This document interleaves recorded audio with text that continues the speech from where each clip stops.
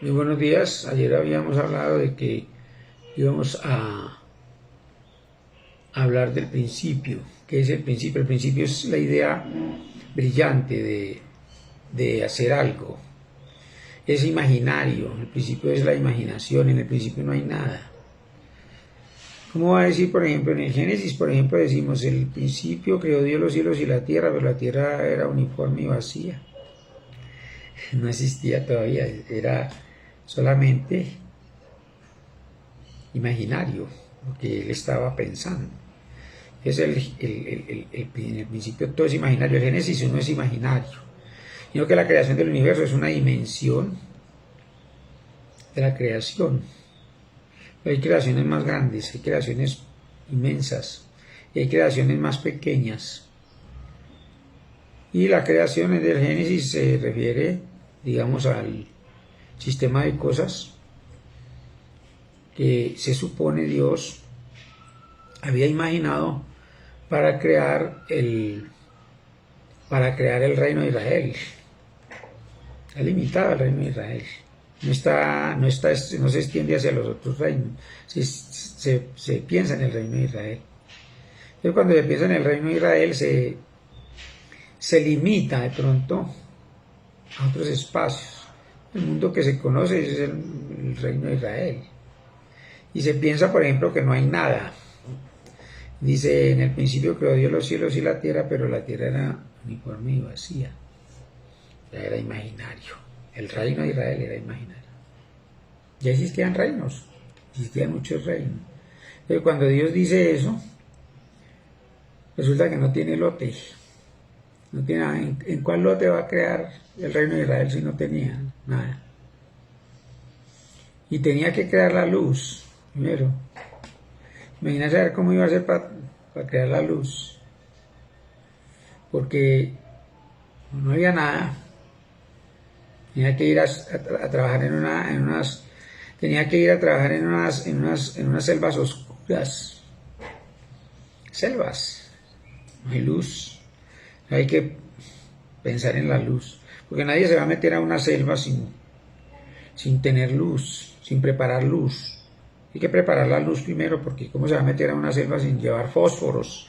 Ni siquiera para alumbrarse y hacer las cosas que tiene que hacer mientras pueda mirar, pueda ver. Entonces todo esto es un proyecto. El Génesis 1 es la parte imaginaria de todo el proyecto. Como todo ingeniero, por ejemplo, vemos que un ingeniero necesita hacer un edificio. Si no tiene un lote, tiene que conseguirlo. Pues no va a hacer el edificio en el aire, no lo puede hacer. Entonces esa es la magnitud, la dimensión de la creación. Hay creaciones pequeñas. Crear un edificio es una dimensión de la creación. Crear una familia es una dimensión de la creación. Crear una red social es una dimensión de la creación. ¿Alguien piensa en crear una red social? Primero tiene que pensar qué es lo que tiene que preparar. Tiene que contar como primera medida, tiene que contar con la luz.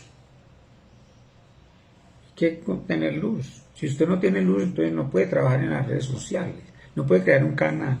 Porque entonces si usted está al oscuro, ¿cómo hace para trabajar? Y si usted no tiene energía eléctrica ni tiene una computadora para crear una red social, entonces ¿cómo hace para crear la red social? En la computadora. La computadora no le va a funcionar al oscuro. Pero cuando usted crea la red social, ya hubo otro que había creado la computadora. Y esa computadora es otra creación. Es una creación diferente. Entonces, cuando hablamos del principio, tenemos que no centrar nuestra atención, no concentrarnos tanto en la creación del mundo, ni en la creación del universo. Porque es que mundo significa un sistema de muchas cosas. Eso ya significa la palabra mundo. Entonces la creación del mundo, por ejemplo, la computadora, la informática, es un mundo de cosas, de sistemas, de micropartes, de microcomponentes. Entonces eso es una creación, eso es un mundo de cosas. Y dentro de esas cosas pues está el teclado, forma parte de un hardware, del monitor, y está también, digamos, está también los puertos de la computadora, está la cámara. Eso lo inventó alguien inventó eso. Esa es otra creación. Cuando alguien crea una red social tiene que contar con eso. Entonces el principio de lo que va a ser, el principio de la red social, no lo puede extender. No puede estar esperando que otro que otro va a crear la computadora. El que creó la computadora no se imaginaba ni tan siquiera que a alguien le iba a servir esa computadora, ni esas redes, ni esa internet. No se imaginaba ni tan siquiera que iban a aparecer redes sociales. Pero todo el mundo, la misión de cada persona humana razonable es que debe pensar que nació y que está creciendo y que se debe preparar y que debe crear algo, que empiece a generar creación, que siga creando. Es una cosa automática. Si usted si usted se inventa una nave interplanetaria, al menos inventó una nave interplanetaria, pero de ahí ya empiezan otros a crear naves interplanetarias y a mejorar y a crear cosas que van a mejorar esa creación y a crear otras cosas y a hacer otras creaciones. Pero cada creación tiene su fundamento, tiene su principio y una base. Tiene una base de acción. Y hay, digamos, una creación cuántica. Cuántica es lo que se refiere a las cosas pequeñas. Y hay creaciones relativas.